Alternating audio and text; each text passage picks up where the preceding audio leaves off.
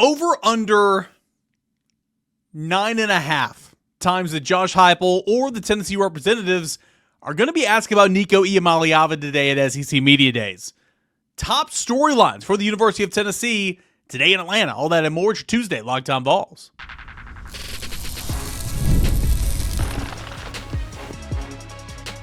You are Locked On Vols, your daily podcast on the Tennessee Volunteers. Part of the Locked On Podcast Network, your team every day. What is up, everybody? Welcome into it, your Tuesday morning Locked On Vols. I am your host, Cain. Appreciate you guys for being here, making Locked On Vols a part of your morning routine, your first listen, your first watch when you wake up in the mornings.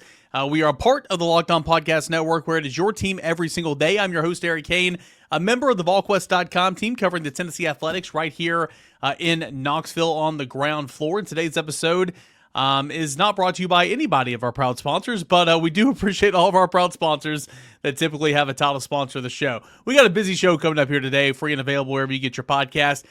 Tennessee, the SEC Media Day, some of the big-time storylines that is going to be the talking points for the Volunteers today as they take the stage. That's coming up here in segment number 1. A new Rivals 300 as the merger for the recruiting rankings is officially underway, or I guess officially completed for On3 into Rivals, how that affects the Tennessee committed class and some of the top targets coming up in segment number 2. And then we're going to recap the baseball draft, Major League Baseball draft, and some of your mailbag questions coming up in segment number 3 here of today's show.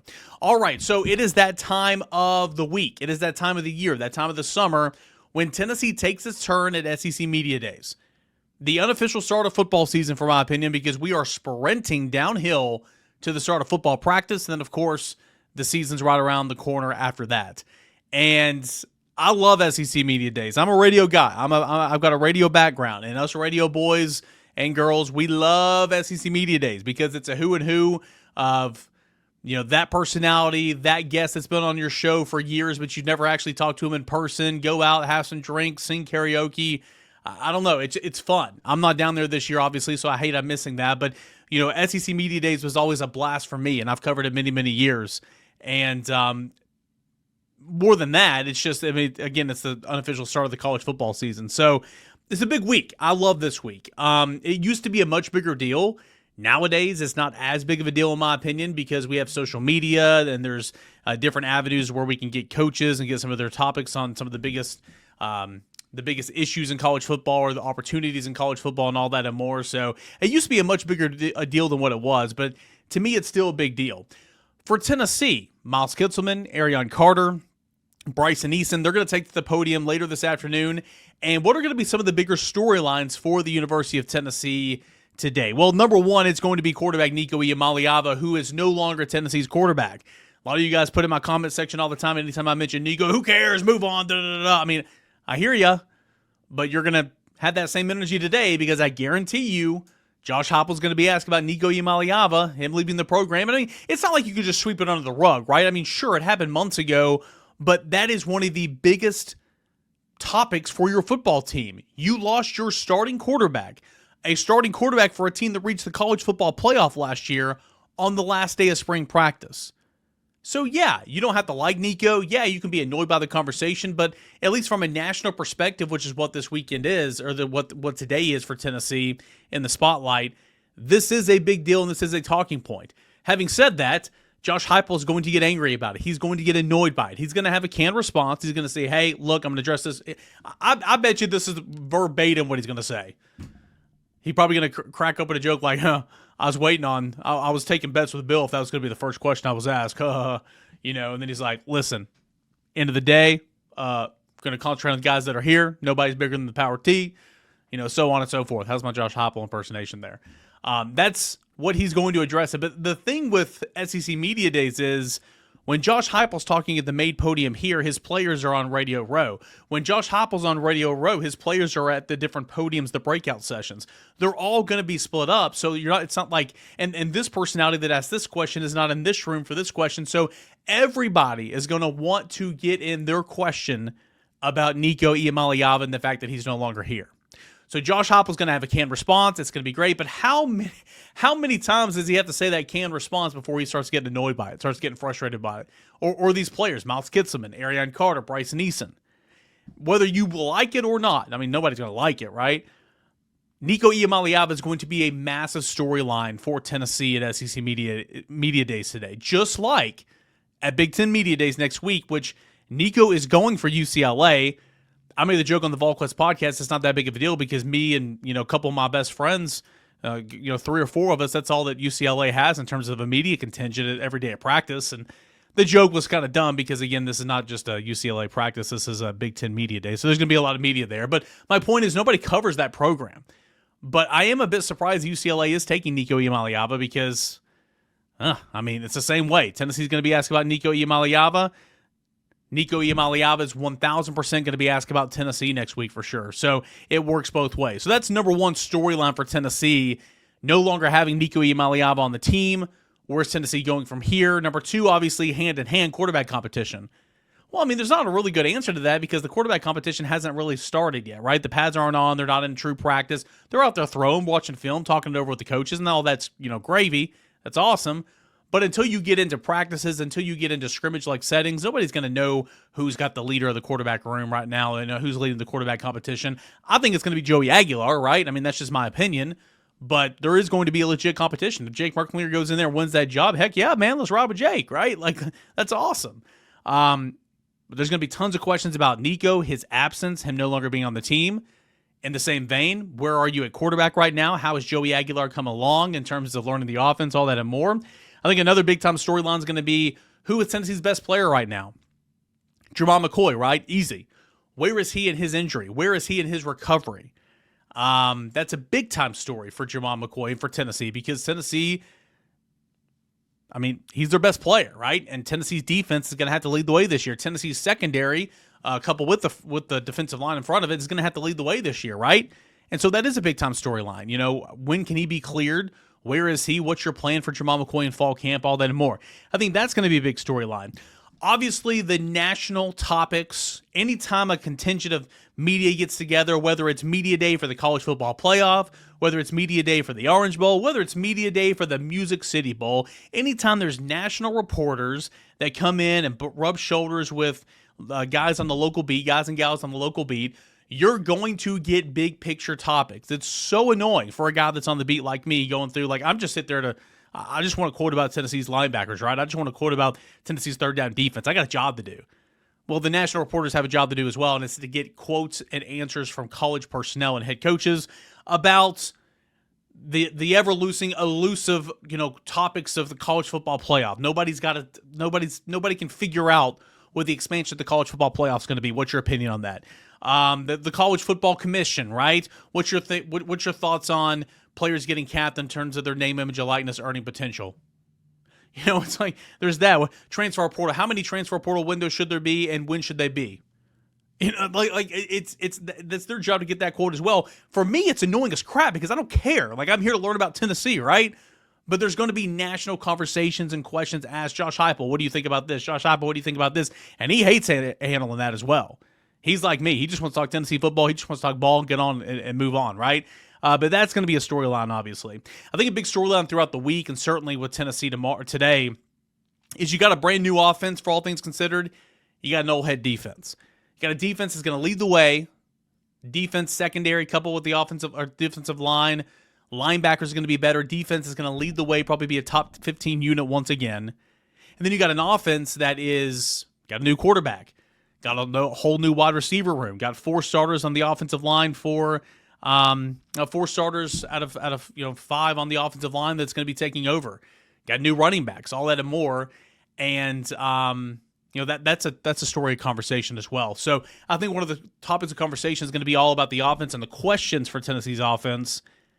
And defensively, it's okay, well, how good can you guys be? Because I think that defense is going to be really, really good, especially with some of the additions, Boo Carter taking a step up, Colton Hood coming over to help out, add some depth, especially with Jermod McCoy, depending on when he's going to be back, ready to roll, and all that and more. So I think those are some of the big storylines for Tennessee football. Again, it's not as flashy, it's not as newsworthy as it used to be, but it's still kind of cool. And at the end of the day, look at me, I'm Josh Heupel. At the end of the day, it is your unofficial start to the college football season. So, SEC Media Days, that starts today for the University of Tennessee. We'll be back on tomorrow's show to give you everything you need to know about what comes of this, what's going to happen and what was said and all that and more. That's coming up on tomorrow's Locked On Vols. Hey, when we come back, we'll take a look at the new Rivals 300 and how that affects the University of Tennessee in terms of the commits and top targets. All that and more as you continue on here. It is your Tuesday morning Locked On Vols. Stay tuned. We've all been there, logging on early, waiting forever for concert tickets to go on sale, only to lose your spot for a show that you've been dying to see. Live music shouldn't be about making memories. It should be about making memories, not dealing with the stress of ticket shopping. That's where Gametime comes in. Gametime makes getting concert tickets faster and easier than ever. Prices actually drop the closer you get to showtime, as well as you can save up to 60% off with killer last-minute deals. Not just for concerts, but for sporting events in your area. The University of Tennessee here in Knoxville, the Smokies, now in Knoxville, not in Kodak anymore, now in Knoxville. Football this fall, baseball at Lindsey Nelson Stadium, basketball at the Food City Center, all that and more. But concerts, comedy shows, whatever event is in your area, typically you go buy tickets to it on the Gametime app. Plus, they have zone deals. They've got they've got views of your seats, so you know exactly what you're paying for. Plus, they have the Gametime guarantee where they've got your back with cancellation protection and so much more. So take the guesswork out of buying tickets today for concerts, for sporting events by using Gametime. You can download the Gametime app, create an account, put in the promo code LOCKEDONCollege for $20 off your first purchase. Terms apply. Create an account, put in the redeem code LOCKEDONCollege for $20 off. Download the Gametime app today. That is last-minute tickets, lowest price, guaranteed. That is Gametime. So you've got On3 and Rivals that merged, right? And so the On3 industry rankings now kind of doing the Rivals industry rankings, the On 300 now merging with the Rivals 300 and so on and so forth. And some of these rankings, when they come together, they affect the class. They affect some of the individual prospects that Tennessee already has committed in the class and all that and more. So I wanted to take a look at how the merger into now what is known as the Rivals 300. Okay, all the recruiting work for On3 is going on the Rivals umbrella now. How that affects Tennessee's class. Well, at the time of this recording, Tennessee is 15th in the country, 7th in the SEC. Tennessee has 21 commits in the class. Faison Brandon is now considered the number 33rd national player, according to Rivals. Number 1 in the country, still by 247. Number 8 by ESPN. He is still an industry 5-star, the number 11th ranked player in the country in the industry comparisons, and a 5-star there. So, sure, not a whole lot there that's different from what the old On3 ranking used to be, but Rivals now has him at number 33. Braden Rouse is your second highest rated player, according to the industry rankings. He's a 4-star rated linebacker, the number 95 overall player in the country. The new Rivals 300 has Braden Rouse at number 125. He's considered the 68th ranked prospect, according to 247, and 153 over at ESPN. But Braden Rouse is your second highest rated commit so far. Another linebacker, again, William Inge did some great work this cycle. TJ White, 4-star rated linebacker. He is, according to the industry rankings, the 97th ranked player in the class, highly rated 4-star. The Rivals 300 has TJ White at number 71. So outside of Faison Brandon and a couple other, he's one of the highest rated Tennessee commits per the Rivals 300. This being TJ White. 71 in the country per Rivals, or 86 per 247, and 279 over there at ESPN. So TJ White leading the way there as well. Tyreek King. Rivals was super high on Tyreek King. On3 was as well. So his 60th overall ranking in the Rivals 300 comes as no shock. Highly rated 4-star. He's 52nd ranked by ESPN, not nationally ranked actually by 247. His industry ranking now is a 4-star at 129 overall in the country, and of course that's a weighted average of 247, Rivals, and ESPN. Gabriel Ascenda. So interesting here with On3 merging to Rivals, he is not considered a national recruit for the Rivals 300. So he's not in the Rivals 300 at all, which is interesting because he is number 19 in the class by 247. 19 in the class by 247, and that makes him a 4-star, 227th overall in the industry rankings. So again, it just depends on where you look. You're going to get a different answer somewhere else, right? Zach Groves came in at number 300 in the Rivals 300. He's a 4-star rated prospect now, 243 in the industry rankings because he was up at 246 for ESPN. So 243 industry rankings, a 4-star. Darion Albert, 4-star rated defensive lineman. 184 for 247, 256 for ESPN. He is not in the on 300, but 258 overall and a 4-star. That is Darion Albert. JB Shabazz, Tennessee's commit on Friday, second offensive line. Again, I talked on yesterday's show about how I really like Tennessee's offensive line makeup in this class. He is the 65th rated prospect in the Rivals. I keep saying on 300 because that's muscle memory, right? And the Rivals 300. 65th ranked prospect in the new Rivals 300. That's huge, right? Not ranked in 247, not ranked in ESPN, so he's 307 industry rankings, but a 4-star that this publication is very, very much high on. Legend Bay, 280th ranked prospect in the country, a 4-star, and the Rivals 300, not ranked in ESPN at 247, so he's at 354 in the industry and a 4-star. Carson Snead still a 4-star as well. Tight end commit for the University of Tennessee. Then you get into 3-star ratings. That's Kedrick Golston. He went down from a 4-star industry ranking before the merger, now at a 3-star, 408 in the class. Zayden Anderson is a 3-star, 410 in the class. These are the industry rankings, the weighted averages. Darrell Rivers, 542 in the class, a 3-star. Joel Combe, 570 overall, 3-star. Luke Thompson, 571, 3-star. KJ McClain, 596, 3-star. Braylon Outlaw, 655, 3-star. CJ Edwards, 699, 3-star. Javonte Smith, 797, 3-star.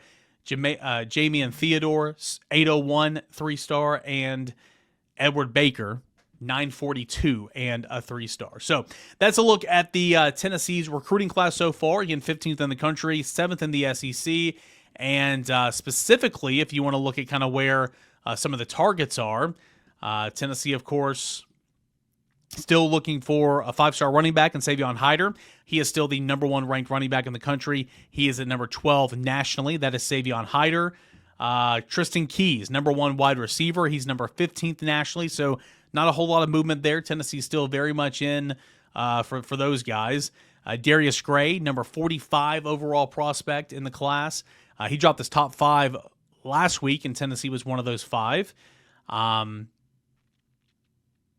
You've got Moa, the athlete. Now he's at number 2 in the class, number 49 overall. Joel Wyatt, in-state prospect. He's the number 3 athlete in the class, and he's at number 69 overall. Let's see here. Any more other targets that I can find? Okay. Tristan Givens, number 133 overall in the class. Hezekiah Harris, Auburn commit. Tristan Gibbons, A&M commit. Both those guys edge players. So Givens, the A&M commit, 133 overall. Harris, the Auburn commit, is 148 overall. And again, this is the Rivals 300. Kamari Blair, who is going to announce his commitment later this week to Tennessee and Ole Miss battle. He's at 224 in the Rivals 300. And those are all the targets that I can find right now. So again, got a merger. With that comes a new ranking system. With that comes some updates. And in the Rivals 300, that is where your Tennessee Volunteers class is right now. Again, not a whole lot to get excited about. I understand that. Faison Brandon should be ranked higher, point blank. Number 1 ranked player in the country by one publication, 33rd by under the Rivals umbrella. He should be higher. Still 5-star according to the industry rankings, which is what's important, but he should be higher than 33rd. That's just my opinion, though, of course. Nonetheless, still a pretty top-end talented class for the University of Tennessee. Faison Brandon, Braden Rouse, TJ White, Tyreek King, Gabriel Senda. I think JB Shabazz is a guy to watch out for. Legend Bay. Again, I think Kedrick Golston, very underrated as well. A lot of top-end talent for this class for the University of Tennessee, in my opinion. All right, that is going to do it here for this segment. When we come back, we'll talk a little MLB Draft, how Tennessee fared, and we will answer some of your questions for the Mailbag edition of the show. All that and more coming up next here on the Tuesday Locked On Vols.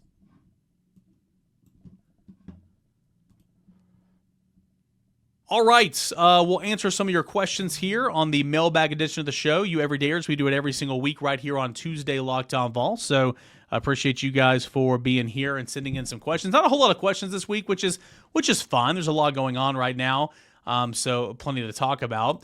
One question here from Robo22. What is going to happen to those 20-plus young men that will have to leave all those college baseball programs whenever the new rule becomes law? Talking about going down, shrinking from roster sizes down to 34. I don't know if every Division I school had 50-plus kids in their programs, but that's a lot of kids that suddenly will be trying to find somewhere else to be playing ball. Well, yeah, it's an unavoidable, it's an unfortunate side effect to this. 34 fully funded scholarships is fantastic because previously it was only 11.7 for every team, and now you're getting 34 fully funded scholarship athletes. That's incredible. That's awesome. But you could get partial scholarships. You could have tons of walk-ons. And this pretty much eliminates the walk-ons because you're capping it at a hard 34, which is really annoying. But anyway, you've already been seeing it, right? I mean, Tennessee had 25 players hit the transfer portal. 25 players. So tons left in that regard. Some of these guys left for the transfer portal to go somewhere else. Some of these guys went to the Major League Baseball draft and will go professional. Tennessee's still over the number, even after the draft. Tennessee's still under the number, and that's where this designated student-athlete tag is going to come in. I got to be honest with you, I still don't quite understand it because everybody, like each program had to designate those players that they were going to tag with that tag by July the 6th. Those players can enter a special portal from now until like August the 6th and transfer, and they won't count against their new school or whatever. If they stay here, they won't count against the number. That could be the grandfathered in approach, which is really, really good. Still trying to find out a lot of information about that, but the DSA, the designated student athlete tag, is probably the answer there. Because again, Tennessee's cut down a lot, trimmed its roster down a lot. They're still like 7 or 8 over right now. So I think the DSA tag is going to be one of those that come into play there. Go says, do you or anyone else track Tennessee baseball signees that get drafted, a.k.a. Mookie Betts, Steele Hall? Would be cool to see what other players are up to in that scenario. Not really. I track their recruitments, obviously, but just like whenever you leave Tennessee via the transfer portal, like I might see you on social media or whatever, but I'm not following your career. So from time to time, I'll check in to see how somebody's doing in Double-A or somebody's doing in High-A. Different situations for different players. A lot of times, like especially for a high school player, and you go and you sign and go start your professional baseball career at 18 or 19 years old, a lot of times it takes a little while, right? You're struggling. You're a couple years in low-A baseball hitting 250. Like, sometimes it takes a little while. Not everybody's different. You come to college playing the SEC, you're fast-tracked. But again, who am I to say you're going to turn down $600,000 or whatever that case may be if you get picked in the early rounds, right? So everybody's different. But to answer your question, typically I don't do that because I've got my hands full just covering Tennessee. Vol and Arky wants to know... said, seeing as many of the high school commits and transfers that were drafted, when will we know who's on campus, yada, yada, yada. Sidebar, using Mason Estrada as an example, if he comes to campus, will he still be with the Dodgers after this, with his college career is done, or does he have to go through the draft process again? It's a good question because some drafts are different, not baseball, but like USFL and hockey, I believe, is kind of different, and not arena football, but the XFL is like this as well. Like, if you get drafted, they own your rights. It's not like that with baseball. So, taking Mason Estrada for an example, he is gone. He's not coming on campus, okay? But say he were to come on campus, just got drafted in the 10th round by the Dodgers or whatever it was. No, he would just re-enter the draft and he would start over next year. So, the Dodgers would not be owning his draft rights. But, I mean, that's a really, really good question because, again, some drafts are different. Some leagues do it differently, but Major League Baseball, there's some guys that have gotten drafted 3 times, and finally that 3rd time they stick, or that 4th time they go. They don't hold on to your rights, if you will. And will bring us into our last little couple of minutes here, shorter episode, just right under 30 minutes or so. But that's going to bring us into the Major League Baseball draft conversation. What a time for Tennessee! And they did fantastic. They were phenomenal. Was Tennessee? Over the weekend or Sunday and Monday, as it was just really, really fast-paced, high volume, and you went through 17 rounds on Monday. You started at 11:30 and ended about 6:30 or 7 o'clock, so it was really, really quick. But what you need to know about Tennessee, specifically on a Sunday night, Tennessee had 8 draft picks on Sunday night via the first 3 rounds. Incredible. On opening night alone, Tennessee was 2 draft picks shy of setting a program record of 10 draft picks. Program record, 4 draft picks in the first round, that tied for Arkansas for the most. 5 pitchers picked in the first 3 rounds. That was a program record for Tennessee. Tennessee led the SEC, all SEC schools, with 8 picks in the opening 3 rounds. Tennessee was the only program with 7 picks in the first 2 rounds. That was also a program record. Frank Anderson now has 4 first-round pitchers drafted out of Tennessee. Let's see if we can count them, guys. Let's see if we can count them. Number 1, most notably Liam Doyle, number 5 overall just now. Number 2, Chase Dolander in 2023.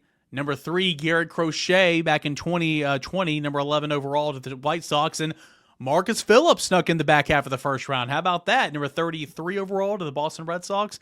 So that is 4 first-round draft picks at Tennessee for pitching coach Frank Anderson. Some good stuff there. Tennessee had 2 first-round pitchers drafted for the first time in program history as well. So Tennessee just continued to move the needle and do a really, really good job. Really, really good job throughout the draft process.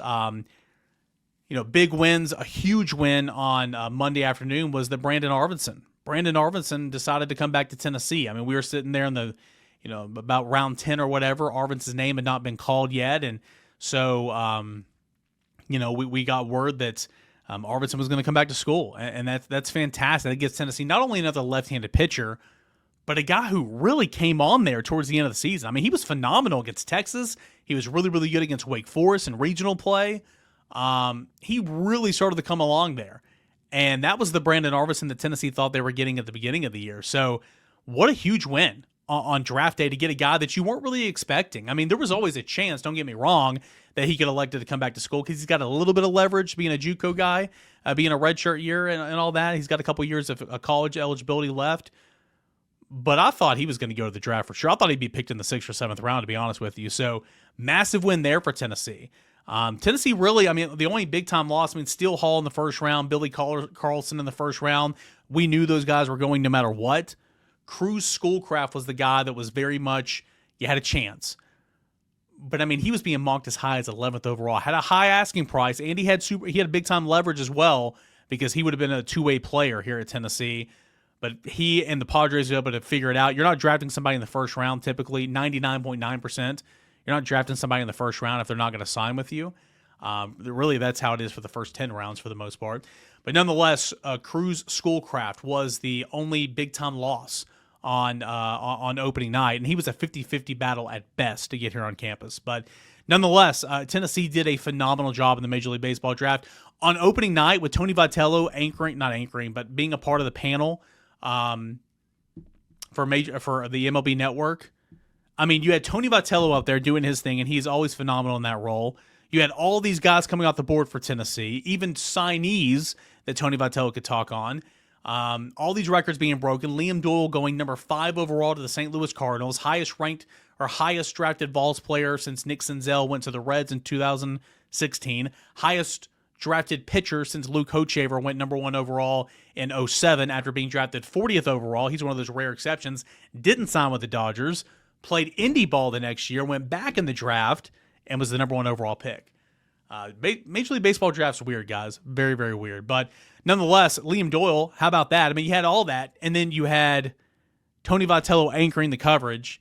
It was a 4 to 5 hour Tennessee baseball infomercial the other night. Seriously. How about that? If you're an opposing SEC coach, how fumed are you? How furious are you that Tony Vitello is up there anchoring this coverage? But then again, everybody's got knowledge of the game. Some guys have charisma and all that and more. Tony's got it all. And that's why the MLB Network continues to ask Tony Vitello to come back every single year because he does such a great job. So big-time win for Tennessee. I'll get into the specifics player-wise, where Tennessee sits at this position, transfer portal edition. You lost Matt Barr. You lost Mason Estrada. Was a 50-50 battle. Matt Barr was never coming here at Tennessee. He was a junior college commit. That was never going to happen.